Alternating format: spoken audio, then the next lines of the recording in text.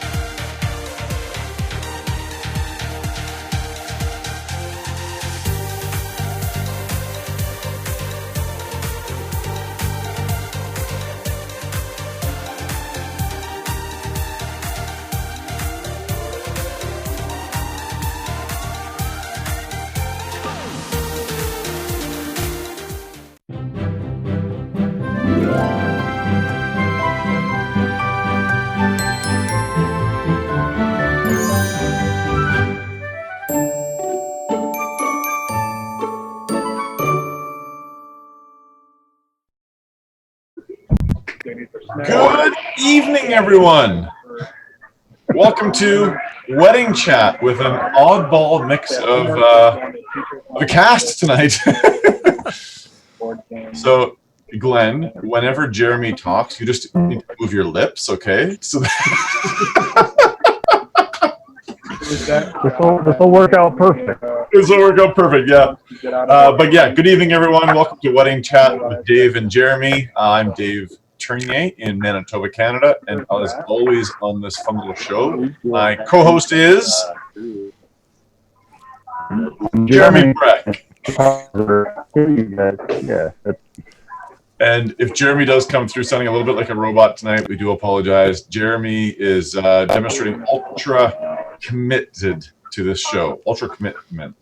He is in Anaheim right now at NAM, and but he's still going to try to be here, right, Jared? I'm trying. Hopefully you guys can hear me all right. Excellent. And we have a special guest with us tonight. Who do we have? Glenn McKay from The legend. Brisbane. From Brisbane, Wait a Australia. minute. Wait. Is this the moron that keeps coming onto our show and like writing a bunch of stuff and we're just like, who is this? Hey, keep your friends close, keep your enemies closer. That's why we invited him on the show. But yeah, in all seriousness, we did plan to have Glenn on because a couple of shows ago, Jeremy and I were chatting away, and then the word traction got brought up by Jeremy, and I kind of said to Jeremy, what's traction all about? And Jeremy said, whoa, stop. Let's have that conversation here with Glenn because Glenn is coaching me through traction right now. Am I putting words in your mouth, or is that about how it went, Jeremy? Yeah, it's pretty much exactly how it went. It was one of those things where curiosity kind of kicked us, and I wish I could say that Glenn and I have been religiously working through this process, but you know, you get caught up in things, and the next thing you know, it's like you feel like you've missed a couple of weeks. So. But if there's anything, if you're going to learn anything about traction, Glenn is definitely the guy to learn from, and that's exactly why we wanted to have him on the show tonight. Outstanding. So, Glenn, I kind of forewarned you about 15 minutes ago about this, that we were going to be talking about this, and I said to you, full disclaimer, I know nothing about traction, so I'm going to be the viewer in this case, but asking you the questions, I guess, and trying to dig into this between you and Jared. So, I don't know which one of you wants to go first, but what's the basis of traction? Why should it be interesting to anybody in the wedding biz? I'll kind of get started on this because I want to kind of explain to people why I felt it was important for our company and why I reached out to Glenn. And Glenn's going to talk a lot about the implementation and where he's at in the process. He's obviously a lot further than what we currently are. But the thing with traction that kind of caught my eye is it really helped me set goals and it helped me set standards in our company. You kind of refocus your business to actually be a business. And if you look at any business, there's so many people who they set monthly goals, they set weekly goals, they set quarterlies. And that was one of the things that I really loved about the EOS with traction was it kind of gave you these, here's some things that you should be thinking about. Come up with 5 goals. And then when are you going to accomplish them? And how are you going to accomplish them? And it just kind of like kept building and building. And like I said, there's so much more that I haven't even dug into yet. But I think that's where Glenn can kind of pick up the story of what Traction's all about and what I think a lot of people can accomplish with it. Okay, Glenn, does that sound about right? Yeah, that's it. That's exactly it. So a couple of the terms that Jeremy mentioned there that other people might not really be familiar with is the word traction. So traction is just the name of the book. It's a title of one of the books that sort of covers this topic. And I really like that word because that's what the whole system is about. It's about gaining traction in your business, because so many times we feel like we're doing this day in, day out. We're literally spinning the wheels and not going anywhere. We're not advancing. So traction is a really great descriptor of what this system does. And the other term that Jeremy used there was EOS, which is EOS, which stands for Entrepreneurial Operating System. And so the key bit there is operating system. Like when we think of running a business, we just sort of do stuff without really any system to it. And if we think about that, like when we think operating system, we think of computers, right? So, and they work because they run off an operating system, a set of kind of rules and systems for doing things. And when we change that into a business sense, we're now running our business based on rules and things that make sense. And it helps with things like decision making, goal setting, and I guess big picture wise, like to look at the EOS concept or traction concept from like 30,000 feet looking down on it, think of it as a wheel broken into 6 sections. Okay. So the 6 sections, as I described them, is the vision for the company. So Jeremy touched on goal setting, and that's probably a super key important one of these 6. So you've got that, you've got your team, you've got information, so data type stuff, you've got challenges or issues, and then systems, and then traction itself. So if you think of those 6 things as a wheel, and so what are they again? Just let me find one of my traction books, and it will have it on. As he's doing that, Dave, one thing I want viewers to kind of think about is, have you ever walked into your office or you went to start your day and you're like, okay, what am I doing today? What am I going to do? And I think that's where traction's been really helpful for us. It's like, this is what I got to get done this quarter. Can I work on this today? Can I accomplish this today? And I think it kind of gives you that direction, or points you in the direction to achieve those things, because now you're not just showing up to the office and saying, what should I do today? It's, here's what I got to do today. Mm. So that part is the data part. It's the goal setting part, because it's about making a goal and then you break it down. So you start with a 10-year, what they call a 10-year vision, and then a 3-year plan, and then your 1-year goals, and then 3-month, and then you can break it down smaller. But if you know, what have I got to do within this next 3 months to make sure I'm still on track for what I want to achieve in 10 years, then you're just breaking the goal down into bite-sized chunks, essentially. So I found in the book here what the different sections are. So there's vision, which is usually the first one that people would work on. And there's data, which I think is the second one to work on. Then process, people. Process? Yeah, process. Okay. People, issues, and then traction itself. So that's your 6. So for example, like if we were to talk the vision one, this is probably my favorite, because it's about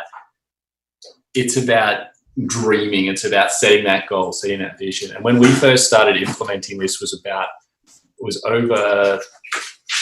started in 2016 doing it. So we've had 2017, 2018, 3 full years and 1 part year of doing it. And we set sort of we set a 10-year vision then.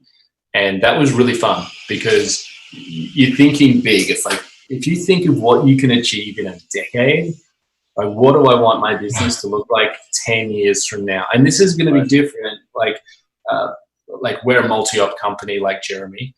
Dave, you're a single op, but as a single op, you could do that as well, right? What do I want my business to look like? Do I want it to be, and I like to break this down into kind of a who, what, where, when, and how sort of situation. So who do I want to be working with? Who do I want to be working for? Where do I want to be working? When do I want to be working? Like, how often do I want to be working? You can interpret all those W's however you want them to be. Right, smart.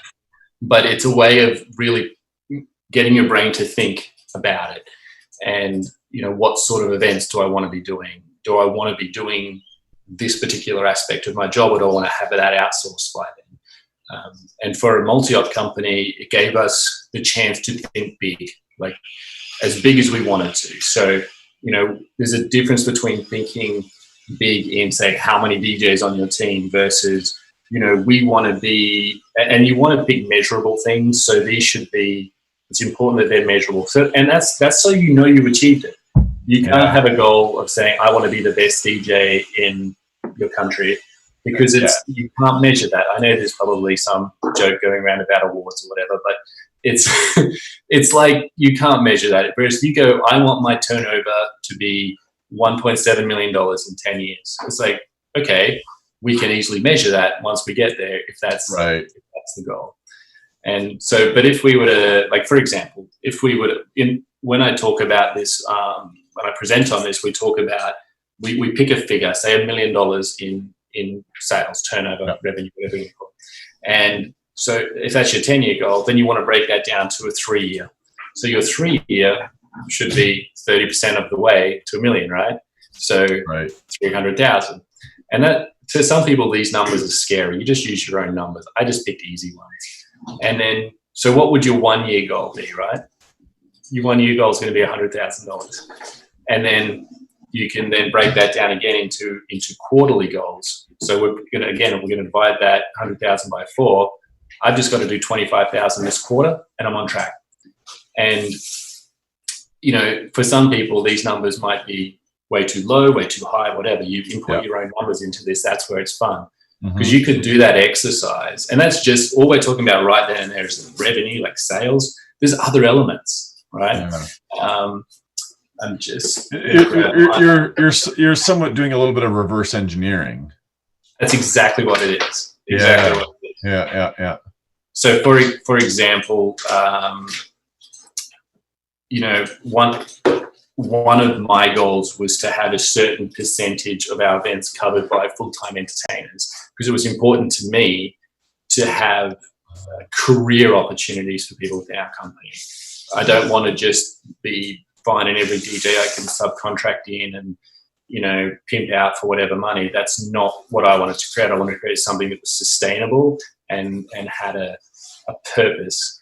A lot of people have heard about the goal setting concept of BHAG, big, hairy, audacious goal, right? No, you have not heard of that? Big, Ternier. Audacious.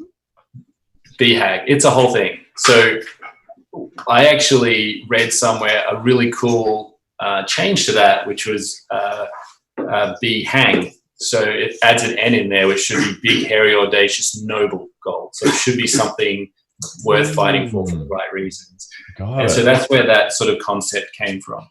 And then so we had a few things in there, and then we broke it down to achieve that dollar figure or that thing, whatever it is. We need to, in 3 years, be at this level here. So a third of the way towards the goal. And so to do that, we needed X amount of staff. We needed to maybe be servicing a bigger area geographically, whatever that is. And everyone in their own markets can interpret that. But that's what goal setting is all about. It gives you a really good framework of how to do that, not just set a goal. You actually get to, as you say, reverse engineer it down to quarterly figures. And when it's a quarterly thing, it becomes actionable really, really easily. Right. I think one of the things to really get people about it is go check out VTO, or the Vision Traction Organizer. That's kind of the thing that I think kind of greases the bearings to get it started. And like Glenn said, I mean, it's not all financial. It can be, I want to hire this many people, or I want to, expand that part of my business. So I'm doing more corporate, or I'm doing more Sweet 16s, whatever it is. When you start setting those standards, now it's like, well, how do I actually accomplish getting more of that business? Do I, get into a showcase for a Sweet 16 party? Oh, you dropped out. But yeah, that's exactly what it is. It's not just financial. It can be looking at areas you want to expand your business. Absolutely. And for those who missed what Jeremy said, he said VTO, right? I found it the Vision Traction Organizer. Does that sound right? That's correct. At eosworldwide.com. Oh, look at that. Yep. So it's a 2-page document. I have mine here. I keep it on my desk at all times because it also has on it what's called my rock for the quarter, which is my one thing that I have to achieve this quarter, no matter what. And the rock is all about. I would assume you've heard about this, Dave, but now I just don't know you. I'm putting a pile of things tonight. This is great. Many people have seen. Many people other than Dave have seen. It's like a fun, rocks, pebbles, and sand. Right? You get a beaker or a jar, and you fill it with rocks. Yes. And I know this concept. Yes. Yeah. Is it full? And people would say yes. And it's like, then you get some pebbles and pour it in and they go in between the rocks. And it's like, well, it wasn't full. Is it full now? People say, yes, it's full now. It's like, no, you pour some sand in, the sand will go down. Is it full now? People say, yes, it's definitely full. Then you pour water in and water will still go in. So it's about if you put the water in first or the sand in first, you're not going to fit the rocks. And the rocks are the big things that you need to do in your business to move your business forward. That's how you gain traction, because you're doing the important things. And if you're just doing the sand or the pebbles, the day-to-day jobs, you don't have capacity for the rocks. Does that make sense? Oh, interesting. Yeah, and I've never thought of it that way. So are you saying that for every quarter or whatever time measurement, one should have things in each of those 3 categories per se? Rock, well, no, you know what your pebbles and sand are. Your pebbles and sand are DJing, are meeting clients, are processing inquiries, whatever that is. Your rocks, because your pebbles and sand don't move your business forward. It's your rocks that do. The best way to explain it is pebbles and sand is working in your business. Rocks are working on your business. Okay. I like the analogy. I like that. What I do, Dave. Sorry, Jeremy. There are multiple areas in my life where I can apply that to, and other projects I'm involved in. And you know what? This is not just business. You can put a lot of this into personal life if you wanted to do that, or an organization you might be involved in, or a group, whatever. Right. I think it works in a lot of different capacities, and it's just how you maybe slightly tweak it to interpret it for you. I think Jeremy's back. Did you want to add anything in there, Jeremy? And I'm not sure if you're clear or robotic. You are. Yeah, I agree. I think again, it's the big picture, and when you start looking at the big picture, all those little pictures fill in and help create and build that big picture. Yep. So, Jeremy, I'm not sure how solid your connection will be, but so what can me and the viewers glean from the coaching that Glenn has done with you? Like I said, I mean, we haven't dug enough into it where I'm like, oh my gosh, yeah, I'm crushing records. I can tell you we've hit certain goals, we've done certain things, and it kind of gave me perspective on, I shouldn't just be showing up for work every day. I should be having a purpose on why I'm showing up for work, and I think that VTO, I think that's, like I said, it's a good starting point for people. And then, just him being able to just be a coach and answer questions like, hey, I'm stuck on this. Mitch Taylor's another one who's we've kind of worked on this together. And Glenn had kind of said, hey, I'm here to help you guys. I think it's just having a coach and having somebody available whenever need be to answer questions or to point me in the right direction. It's like, I don't understand what this means. Oh, well, this is basically this, and this. And I think having a coach is extremely important in anything that you're doing. So I think that's just been kind of the nice part. And like I said, Glenn just has such a knowledge on it because he's been doing it for 3 years.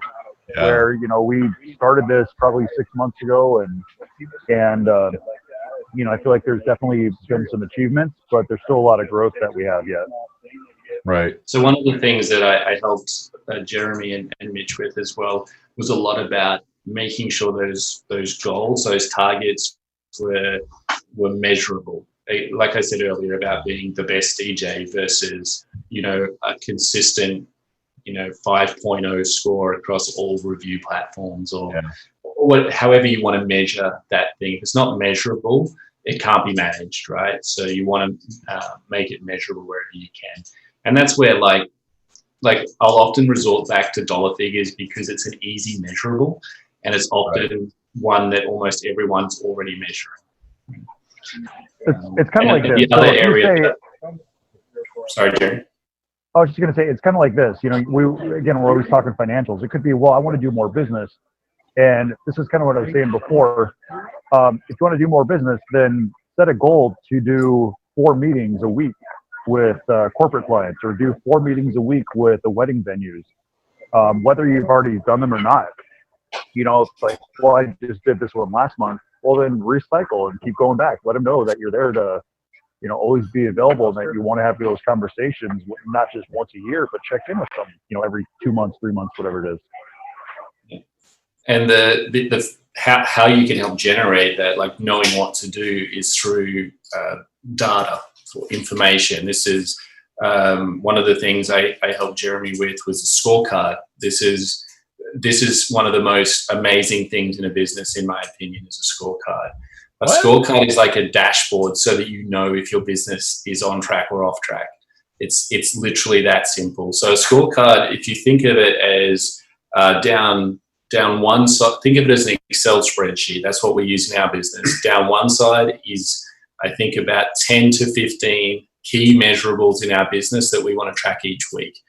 And across the top is each week, just the date, okay? And then, so for example, a couple of the ones that a lot of DJs that I've worked with will have could be the number of events they've done, the number of events they've booked in that week, the number of sales they've done, different things like that they want to track, or their margin, their gross profit on events, things like that. And so what you want to do here is, Jeremy mentioned, like, if you want to do more business, it's like, well, how much more do you want to do? If your goal, like, let's use our numbers from earlier, right? So we had to do $25,000 in the quarter. That's the goal that we're working on, right? And then, so we've got to break that down over a 12-week cycle. So let's say we have to do $2,000 a week. Yep. That's pretty close. That's a nice round number. It's like, so what's my average amount that I go out for an event? Say it's $1,000, right? I need to do 2 events a week to be on track, or I need to sell 2 events. And this is where measuring data can get a bit tricky, is you've got to measure whether it's stuff that you've booked in this week or events you're actually doing in this week. Do you see that difference there? Mm-hmm. So we measure both in our company. We measure events like sales, as in stuff I booked this week, and then we measure event revenue, which is revenue generated from the events that happened that week. So one of the things I do in our company is sales. So I'm always looking at the sales revenue. So if my job was to generate $2,000 in sales, and assuming that we have $1,000 per event average sale, I need to get 2 events, right?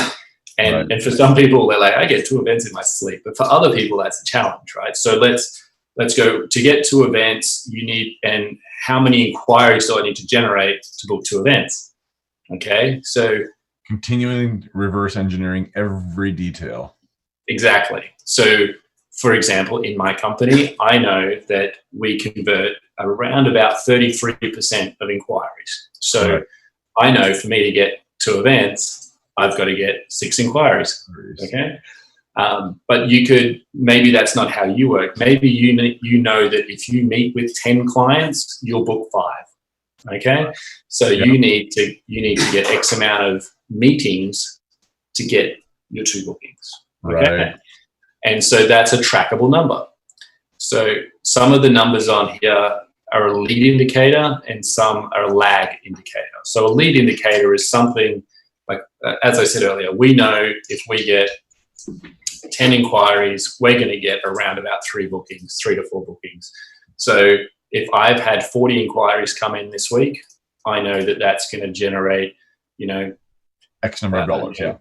Exactly. So that's a lead indicator. So if we see on this scorecard as our weeks are going along, because we'll have set a goal in the amount of leads we need to get, so that we know that in future we're going to get the bookings. So if our leads drop to like 10 a week, we're seeing a red flag 2 to 3 weeks before it's a problem with bookings not coming in. Okay.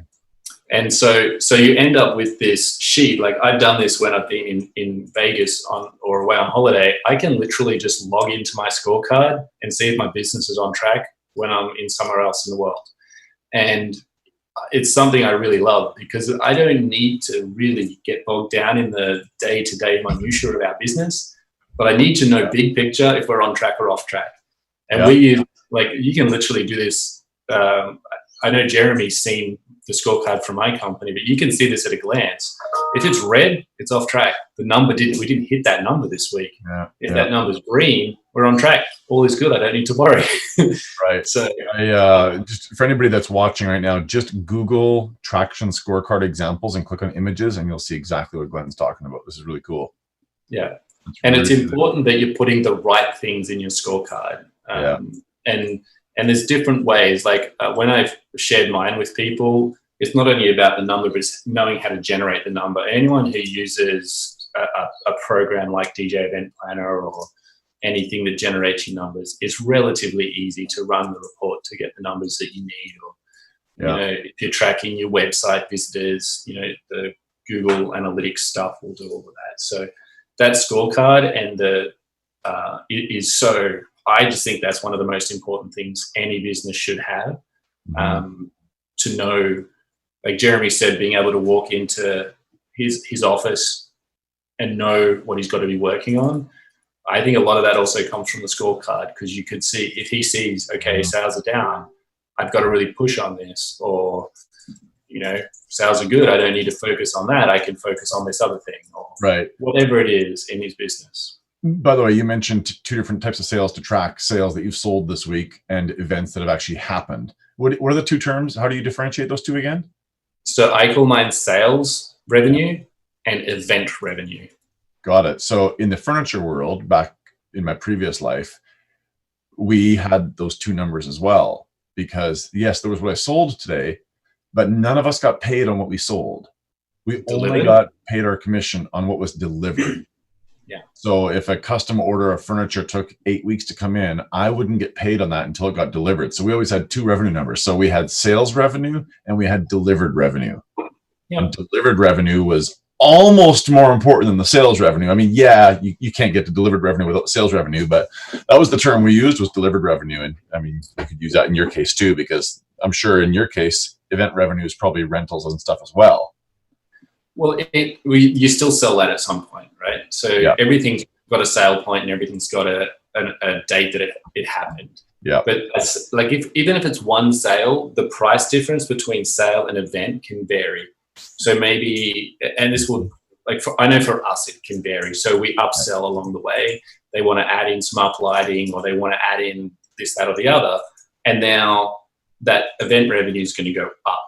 Or maybe the opposite way. Maybe they've overspent something and they need to cut their budget down, and they go, well, we don't need the, fireworks or whatever. We're going to cut that out of the DJ budget, and it comes down. But we track both. And I don't really know why we track both. I think it's just because we've always done it, and we like seeing the different numbers. It's nice to know. I see it as it's nice to know how much we sold this year, and it's nice to know how much we did in events this year, because they're different numbers. Like event revenue through the year should always be lower than your sales revenue. Well, I mean, again, you're creating a system where you can see a red flag almost before it happens, right?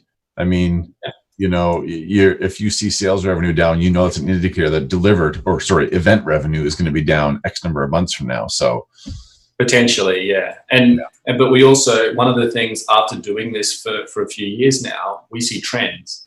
So we can look back on a past year. If we have a really bad sales week, we can look back at the same week the previous year and go, yeah, like, why do you think that is? And it could be, well, oh, there's like, you know, an obvious one is, oh, it's Christmas and New Year's week. No one's booking DJs in Christmas and New Year week. Or we have showcase events where we'll put on an event where couples can come and see us and what we do for weddings. We talk about that. And, so we know already that our sales team need to be on their game for the next 2 to 3 weeks after that. Before it'll go quiet, and then it'll come up like a tick, because we know they're coming in big sales. So we just got to be ready for that. Like, I know at this time of year, we get a lot of inquiries. So I know to be, you know, ninja quick on responses to inquiries so that we're capitalizing on them while they're. Yeah, this is really, really fascinating. This applies to everybody. You're right. Whether it's a solo op or a multi or anything, this is. I know for everybody watching, and I apologize, by the way, I don't have a second computer running so that I can monitor chats or anything. But I know this shows wedding chat, but this is really, really incredible. I mean, if you want to see wedding business growth, these principles would amazing. Well, and you're able to track your growth. Like, you literally can see it on a graph. It's that good. And this is, like you were saying earlier, this doesn't just have to apply to your business. This could apply to your personal life or whatever. Yeah. But this is also a business concept, or like I said, it's an operating system. It's a business operating system that runs in any business whatsoever. Yeah, so, and I know various businesses that are using it. And it's funny. Ben from my office was telling me recently about one of the presidential candidates in the US wanting to implement a scorecard. And we were like, wow, I wonder if it's something. What's his name? Andrew Yang. Andrew Yang is his name. And I was like, wow. We were like, wonder if he's like got this from Traction or whatever, because apparently he's got an entrepreneurial background. So there's no limit, I guess, to what it can be used for. And we've literally covered 2 sections of what this is. Very, very cool. Very, very cool. I'm going to have to dial you up and have a conversation with you about this. In fact, maybe when I'm out in Australia, we'll chat about this while we're cycling. It's one of those things that's it's like once you go down the rabbit hole, like we are part of doing this as well is we have 4 strategic meetings throughout the year. We have an annual meeting which goes for 2 days, and my favorite version of that was the first one, where we're going through and we're creating our VTO. That's where and there's a series of exercises you do to create your goals, so that the company aligns with that. And it was great doing that. And so that's a 2-day meeting. Then we have a 1-day meeting every quarter, which is just to kind of realign and make sure that we're all on track. And that's some of my favorite time in our business, because we're all working towards the same goal, and we all set the goals together. It's not just me as the owner setting goals, it's the team setting goals. And I actually have our annual meeting coming up next week. So it's all kind of super fresh in my mind at the moment. And it's really exciting to be doing that next week. So realigning and setting some big goals for 2020. Nice. Jeremy, this has been really great. Jeremy's gone. Sorry, no, I'm still here. There he is. Yeah, this has been really, really great. I'm glad you asked me to come on and chat about this. Yeah, we've been talking about going from this thing to doing it, becoming a full-time thing. Is my microphone breaking up, Ed? Oh no, you're back good now. You were pulling off little sticks there for a minute. So the reason this came up was because we talked about going from a part-time job into a full-time business or a full-time job.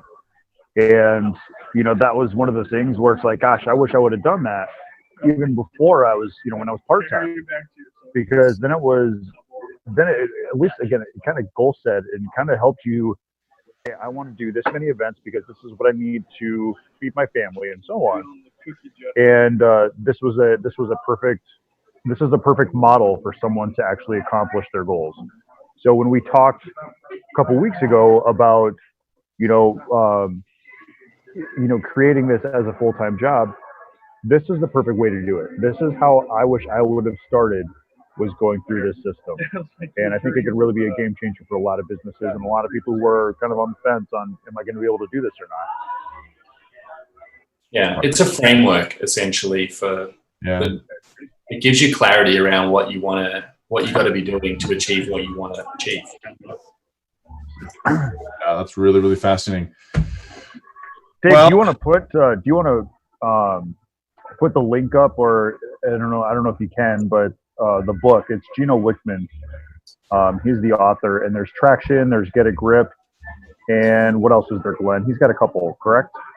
So yeah, there's a few all around the same concept. So Traction is like the how to do it. Get a Grip, that's the other one. It's probably backwards or whatever, but it's also Gino Wickman, and it's a fable. So it's a business fable. It's basically the story of another company going through it. So I actually started with Get a Grip, and that taught me a lot. And then the Traction book was more this is how I can implement it. And for anyone who wants the inspiration, it was kind of the inspiration, is what you're saying. Yeah, for sure. And anyone who wants to really dig deep and just,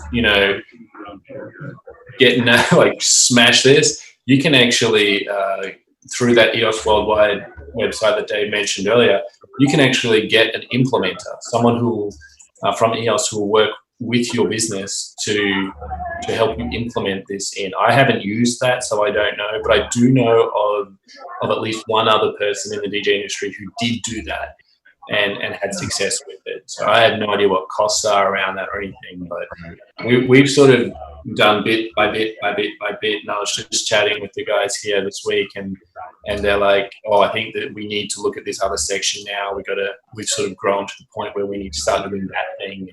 And I think that's really cool, and it's exciting for me as well. Yeah, to have your whole team on board with the ideas and the concepts and the principles of the book and teachings is really, really neat. Oh, absolutely. I'm a big fan of being very open with my team about the state of the business and what our goals are. Like, we share probably more than what most people would like us to share. Like, they'd be surprised at how much we share with our team. Because they help us set the goals, because they're working towards that goal too. And if they're not on board with it, then they're not going to push for it. Whereas when they're setting the goal, they're now part of that challenge. Like, they want to achieve, now it's their goal and they want to achieve that, whether that's someone who's working full-time with us or whether it's, a new casual. And the 6 areas cover so much to do with, like, even hiring, marketing, so many different things. And it's not going to go detailed of what questions to ask in an interview or what wording to put on your ad. It does go in a bit of wording, but it's not like, how much you should spend on your Facebook ads each week. It's more about the overall concept of the message and what to look for in hires and how to attract the people that have similar core values to you and how to identify your core values, stuff like that. So, interesting. I sorry if I've spoken way too much on this, but I really get a kick out of it, and being able to help other people through it. I'm a bit envious sometimes of these like professional implementers, because I'm like, I would love to do that. in your next life, which who knows, could be soon. Who knows? Well, I need to pick your brain a lot more on this, I think, as well. But for today, maybe we should wrap things up. Jeremy, you're at NAMM right now, having some fun with Electro Voice, are you? Yeah, we are building their booth, and actually, we're all done today. We got, everything from draping to video floor to video wall to lighting to, you name it. It's pretty crazy. We'll definitely get some pictures, and we'll put it on our Facebook page, our corporate JR events Facebook page. We'll put it on there. You guys can kind of see some of the work that we've been putting together for the last couple days and months of planning. So it's fun, and NAMM is a really cool show. If you haven't had a chance to check it out, if you want to see some of the new stuff coming out, you have to check it out. And I don't know if I can announce this, but I'm going to do it anyways. So EV has 2 new products that they've launched. One is a wedge speaker, which if you're doing more live sound, that kind of stuff, and your band needs wedge speakers down below, they got some new wedge speakers. But one thing that I think is going to be really appealing to a bunch of DJs and small acoustics and those type of things, sound ceremonies. They are launching their Evolve 30M, which is a compact Evolve, and it has a 5-channel mixer on it. It's crazy. It's crazy impressive. We sat in the meeting listening to all the things that are built into this and what it can do, and it's a full production mixer, all in this little Evolve. So, like I said, I might have spoken too early, but I'll just say, you know what? It's midnight over on the other side of the East Coast. I don't know. But, yeah, you know what? I saw it sneak out online as well. So that's okay. You shouldn't have your fingers slapped. Okay, good. I look forward to hearing kind of how it compares to the Evolve 50 and sound and stuff like that as well. It sounds amazing. The one thing I will say, it's got a 10-inch woofer, so it's a little bit smaller. It doesn't have a lot in the low end. I would say the Evolve 50 obviously has a lot more in the low end. Yeah. Excuse me. But again, if you're using it for sound ceremonies or coffee shops, those type of things, you're not going to be running Bass Hunter in there. You're not going to be doing like crazy low end.